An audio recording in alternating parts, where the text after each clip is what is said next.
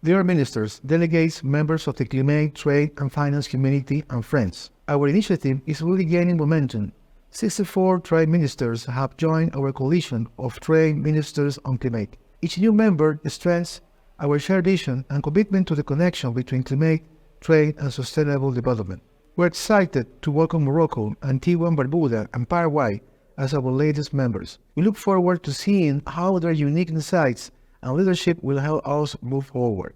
As Ecuador's Trade Minister, I am honored to co-lead these efforts with my colleagues from Kenya, New Zealand, and the European Union. This coalition brings together a wonderfully diverse group of countries from different regions with varied levels of development and unique trade situations. As we continue our journey since the creation of our coalition in Davos, we are committed to inclusivity and drawing for a wide range of perspectives.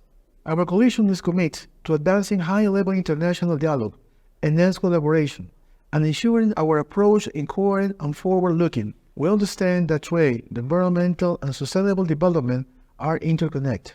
Trade can and must be part of a solution to our global environmental challenges, taking into account the varied contexts and abilities of all our members. Ecuador is optimistic about this group's diversity and commitment. Through trade, there are many areas for collaboration where we can make a real impact on climate change.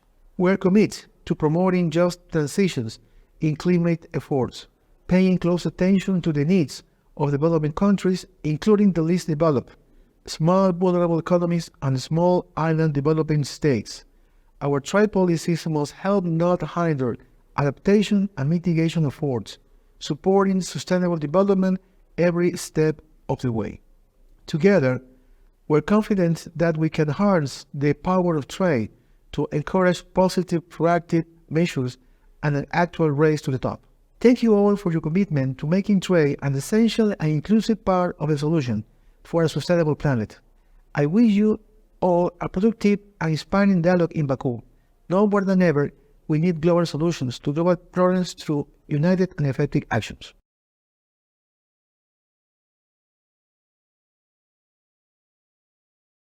Ladies and gentlemen, it is now the second time that the Coalition of Trade Ministers on Climate is present at the COP. I regret that I cannot be with you in person today. In these volatile times, when trade tensions threaten our common prosperity, today's meeting comes at an opportune moment. Working together globally to fight climate change is vital to ensure resilience and sustainable growth. Yet again, recent events demonstrate the devastating impact of climate change on people's lives and livelihoods. For example, in Europe, we just witnessed extensive flooding in Spain with hundreds of lives lost. Or the ongoing drought affecting several South American countries with record low water levels, energy shortages, crop failures, and widespread wildfires with an impact of many thousands of families. The stakes are very high. For those coalition members which are small islands or least developed countries, they are existential. Their future, their very survival is at risk. Global cooperation on climate change is not just desirable. It is essential. It means working together across countries, it means working together across policies, and it means working together to put the world back on track to meet the Paris commitments. The Coalition of Trade Ministers on Climate has taken on the task on promoting the positive contribution of trade policy to fight climate change and accelerate the global transition to net zero. Trade policy can drive innovation and create market access opportunities for green goods and services. It can facilitate the uptake, use, and flow of clean, efficient technologies. For developing countries, these opportunities can support climate resilience as well as economic diversification and growth.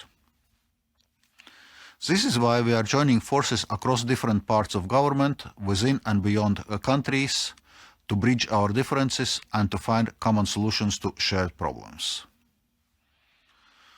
For the years ahead, trade ministers must remain actively involved in breaking down the silos between trade and climate communities. We can do this by promoting international policies that can help address climate change through local and global initiatives. Here, this week's meeting, as well as next year's COP30 in Brazil, will play a pivotal role. I wish you a productive COP29 in Baku. Thank you.